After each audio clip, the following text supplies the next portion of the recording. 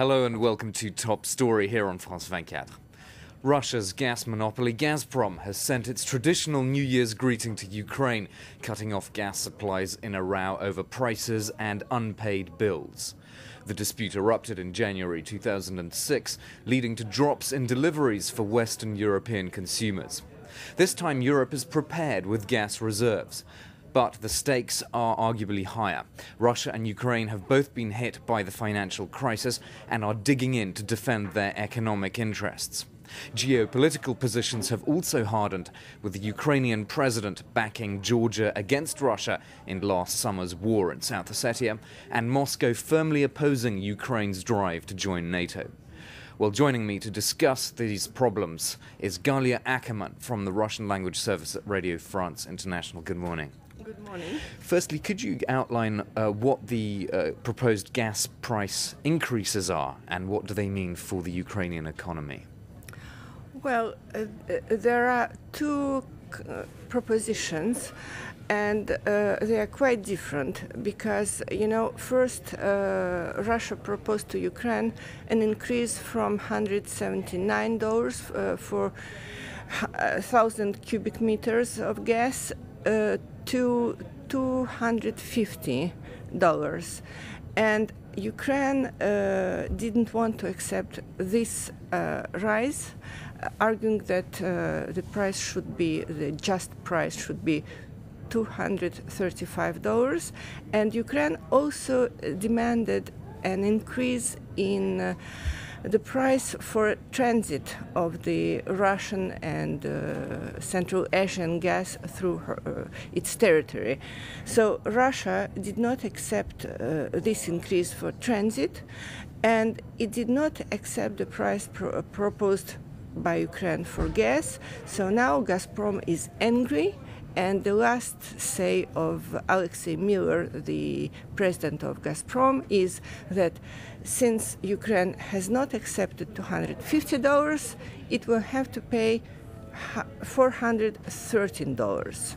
Right, which is still much below the European price for gas. No, it is not. I mean, the last price Russians propose is the West European price. But you have to think that Ukraine is not Western Europe, so its economy is in shambles right now, and an increase for let's say 70% is already an enormous increase. And of course, Russia can argue, well, since it is not a friendly country, let them pay the same price as Western Europe. But there is a strong economic interdependence between Ukraine and Russia. If Ukrainian industry cannot use the gas for such a high price, it will just stop. And that will mean not only trouble for people in Ukraine, but also trouble and loss of work for millions of people in Russia. That's why I think that there will be finally an agreement in a few days, and my guess is that Ukraine probably will accept the first Russian proposal of $250, but certainly not the second one. Right, so really Russia, you're saying Russia is very aware of the impact of a high increase on its own economy, and so we're going to have probably a deal within this $235, $250 ballpark area.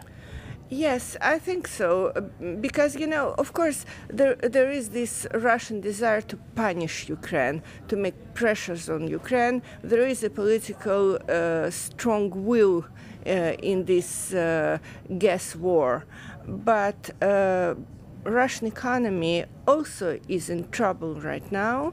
The crisis hit Russia very hard, and it hit Gazprom very hard. Gazprom, on one hand, had a very high profit for the last year because in the first half of this last year, there was a huge increase in the price of both, of course, essentially oil prices.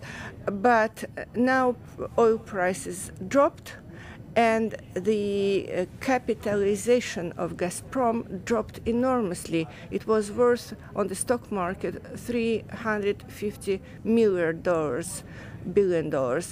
Just a few months ago, it is at less than 100 billion now. So I think the interest for both parties is to keep the machine going. So the economic crisis could actually bring them together, but that depends on many factors politically inside Ukraine, doesn't it? Yes, for sure. You know, there is also a huge political difference between the position of the President Yushchenko, who is pro-Western, who entirely backed the Georgian side in the Russian-Georgian conflict. And there is a more pragmatical Timoshenko, who wants to be the next president and who is much more cautious. So probably, indeed, it is Timoshenko who will be able to play the game and to solve the crisis. Of course, she's actually sort of trying to bring about a rapprochement with Moscow. Is that something that's being viewed positively in the Kremlin? This woman who was in the vanguard of the Orange Revolution, this pro-Western revolution, now seems to be shifting? It is not true that she's so much shifting. She still backs the big principles of the Orange Revolution, which concerned essentially the internal life, democratization of Ukrainian political life. But it is true that Timoshenko was always more cautious than Yushchenko, because she always said that one has to find issues which unite Ukrainians rather than divide them. And of course the issue of NATO and the issue of the Russian-Georgian war is something, are issues which rather divided Ukrainians, because there is in eastern part of Ukraine a strong support of Russia, and so she has to find a common denominator in this deeply divided nation. And for Russia, it's presumably good, just briefly, Yulia, it's good that there is some instability because it puts off a decision on NATO entry. But, you know, of course it is good because Russia doesn't want to accept the NATO on its borders. But on the same way, you know, the NATO issue is not immediate. Nobody is willing to accept tomorrow neither Russia nor Georgia in NATO. I think it's rather rhetoric than a serious matter. Okay, thank you very much. We'll have to end there. Yulia Ackerman from Radio France International. That's all for today's Top Story. Do join us again at the same time on Monday. Goodbye.